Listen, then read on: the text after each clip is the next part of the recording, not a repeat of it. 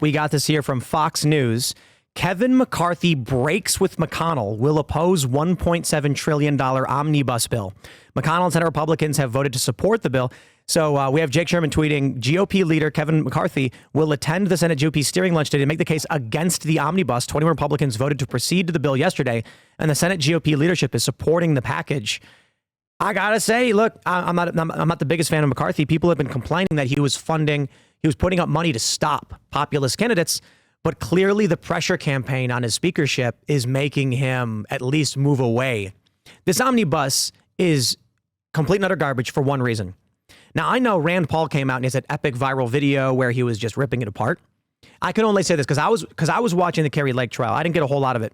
The only thing I did understand was that Rand Paul called it. He said outright, it's going to be the 18th or 19th. We're going to get a 5,000-page spending bill that we're not going to be allowed to read, and then they're going to expect us to sign it. And this is what they're doing right now. Apparently, there's funding for corporate media in this. I've been seeing people talk about it. There's a whole bunch of garbage. It's $1.7 trillion. Oh, that's complete debasement of the currency. It's a total destruction of the American dollar. It's spending money that they don't have on crazy issues and things that absolutely make no sense at all. I looked in some of the details here. It looks like there's going to be money allocated from your money, from American taxes, or just devaluing your money to secure the border of Pakistan and Lebanon in order to have recruitment for women in police forces in South and Central America, gender programs in Pakistan, and there's also an allocation for $2.6 billion in order to fund the prosecution of the January 6th domestic terrorists, according to CNN. That's their reporting of it.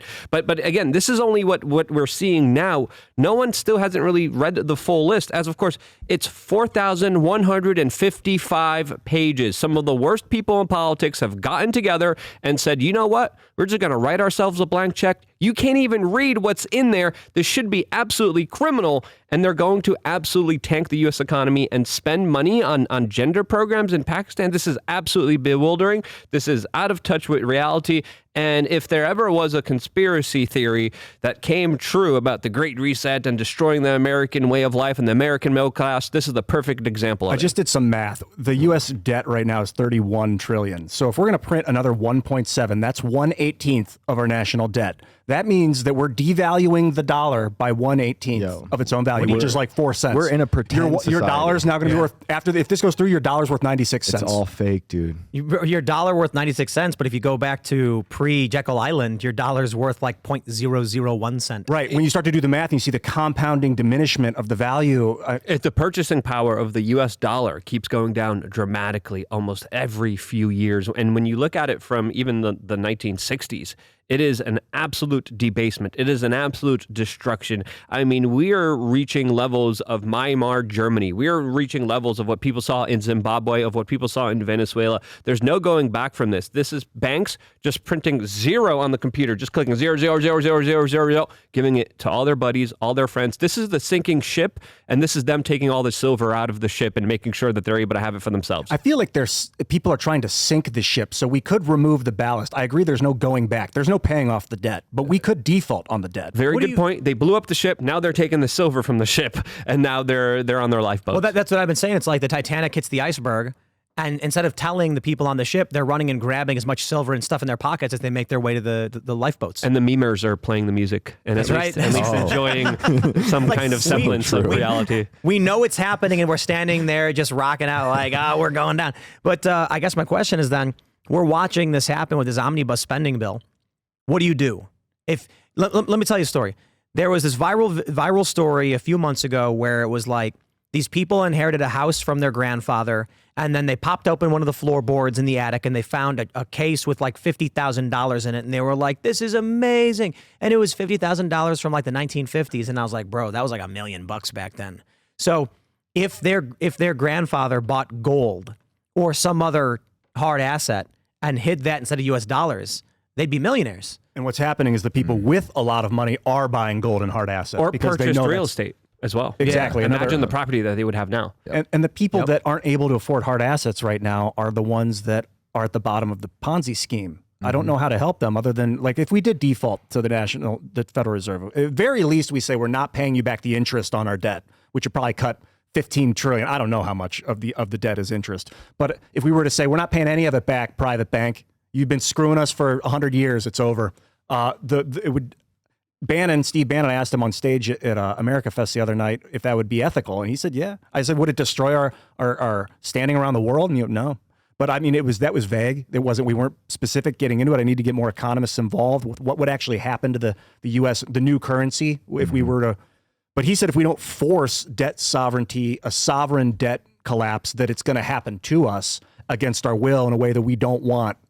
So we may as well take it by the horns and make it happen. From my perspective, we are seeing the deliberate destruction of the American petrodollar. We have seen Saudi Arabia position themselves closer and closer to China, establishing more relations with them. We just saw the Indian central bank had come out and warning that it was cryptocurrencies that allegedly could trigger the next financial crisis. What we saw with Sam Bankman-Fried, what we saw with him moving around billions of dollars from the Bank of Ukraine, working with the World Economic Forum, working with, of course, American politicians, funneling all that money there. I think we have a perfect scapegoat that will be Bitcoin, that will be cryptocurrencies, that will be decentralized currencies, that will be taken down by these central bankers, that will then introduce the central bank digital currency, and with that, the social credit score. This is a long game that they've been after for a very long time, and they will stop at nothing at trying to achieve that. This is the current reality that we're dealing with, and I think the more we wake up to it, the more we realize it, the more we could actually try to stop it. But right now, when these big central bankers are causing so much damage, what can we really do? That's the big question that I think a lot of people should be asking themselves right now. This feels like the perfect story for Ian and Luke, who are ragging on the Fed the whole time. I just don't know if Kyle has any thoughts on like financial policy or anything like that. But what do you think, man? I'm 19. So what kind of stocks and bonds do you have? What's your retirement, Kyle? Please tell us. Kyle, crypto. What Bitcoin are you in? What crypto are you in? Sorry, I'm just. I tried crypto. I tried crypto for a little bit. I don't really understand it at all. I will be completely honest. I honestly am so lost in the conversation. I was too at crypto. But that's why I asked. I'm like, otherwise it's like Luke and Ian just go back and forth. And we could keep going. Me and Ian could keep ranting. Also, just one last caveat here. Sam Bankman-Fried, by the way, will likely be moved to the same prison that Jeffrey Epstein was taken out of. So the story is going to be coming full circle very soon. No, that's not the joke. Yes, those are the reports coming in right now as he's being extradited to the United States as we're speaking right now. But Kyle, just more in general, to kind of ask you here to bring you in with this conversation financially, what are you seeing from your perspective? You're 19 years old, you're still young, but what are you seeing with savings, money, how people are treating their money? Are people going out and partying and going crazy with their money, or are they saying, hey, times are really tough? Some people I know, I know a lot of kids my age. I live in a college town, and I see a lot of people that just go out and party. I stay at home. I'm facing a civil lawsuit right now. I really don't have the money to go out and do all these things that people my age are. I dipped into cryptocurrency a little bit. I don't understand it. I bought a coin. I made like $80 off of it. Hey, there you go. The market crashed, and I was like, ooh, this is going down. And I was using Coinbase. I saw it was going down. Why? No. Oh, Don't no. do Coinbase. No? Okay. Sorry, go ahead. We'll talk after. yeah, FTX, right, Luke? No. Centralized exchanges. Hold your own keys, people. For goodness gracious, please. Goodness, I'm sorry. Go ahead. Bill Ottman suggested that when you use the networks like Coinbase and Binance, that you treat them like public restrooms. You go in, do your business, you make your trade, and then you put it back on your own. That's a good hard analogy. storage. Public restrooms. Yeah, you don't want to hang out there and see what gets smeared on the very wall. bad people. Very bad politicians hang out in public restrooms, and they do very bad things that they were previously caught doing before. But I won't get into that story. Sorry, I felt Maybe like the members only. Yeah, Yeah. Kyle, you were saying, Kyle? But, I pulled out. I collected my $80 I made from it, and You got to pay taxes on that now. Oh, pay 15%. Yeah, I got to pay taxes. 15 to 30%. I did not know that. Yes. Well, it's still like crazy, the tax law on the crypto, because no one knows what's happening. Like all of a sudden, they talk about inflation, 31 trillion in US dollars. How about the inflation, the crypto inflation that just happened over the last 10 years? What's the real global currency number right now? They say the market cap of crypto is only 2 trillion, but I mean, it just feels like the whole machine is about to explode. Okay, with the Twitter files, we've got so much coming out. With Twitter Files 8, the FBI, I think it was the FBI, right? Or who was it? Military intelligence engaging in psychological operations, pretending to be Middle Easterners. We've actually known this story going back to, I think it was 2011 or 2012. with it was I think it was Barrett Brown who did what was the name of their Project PM, I think it was, and they exposed that U.S. military were buying sock puppet accounts, fake accounts, to do psychological operations. We now have new developments from Twitter. The fact that we know that, and it came because Elon Musk bought Twitter, it feels like the whole facade is crumbling. You look at how they're spending money. We're off the fractional reserve banking policy. We're on to infinite reserve. Banks can just make whatever amount of money they want, give it to whoever they want. The system is just gutted, and it feels like they know it. Everything's about to collapse. My question, I guess, is it intentional?